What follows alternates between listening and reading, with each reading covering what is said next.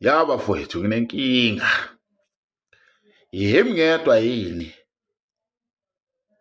ethi mangihamba emgwaqeni ngibona intombi enhle ngifisa ukukhuluma naye. Elibase ngisondele eduze.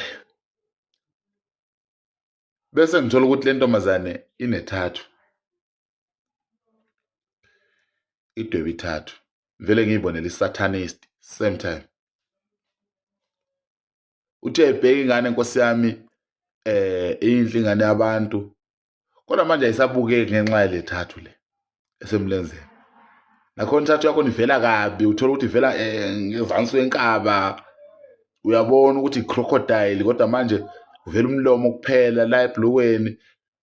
Le crocodile ifikaphi le ngwenya le? You understand? Le nto ayidwebile ifikaphi le nto? Wayedwetshwa ubani? Kanjani? Egqokeni?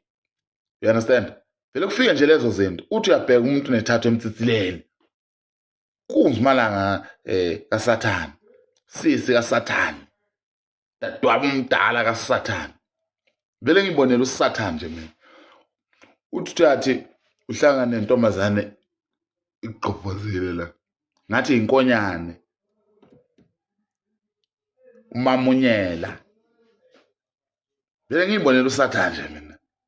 Uthi uyathi ufake lezi zinto ezamabhalkhoni esuke emehlweni.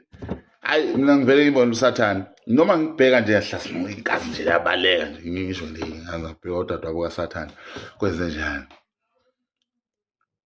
Umndeni waSathane wangisondelanga namhlanje kwenze njani. Hayi kabi bafowethu. Yimi ngedwa. Kwenzeka kimi kuphela yini ukuthi mangibona intombazane efakela amabhalkhoni lawo nalama robot bese isusa lezi zinto lezi faka ezakhe ezibhekele phezulu.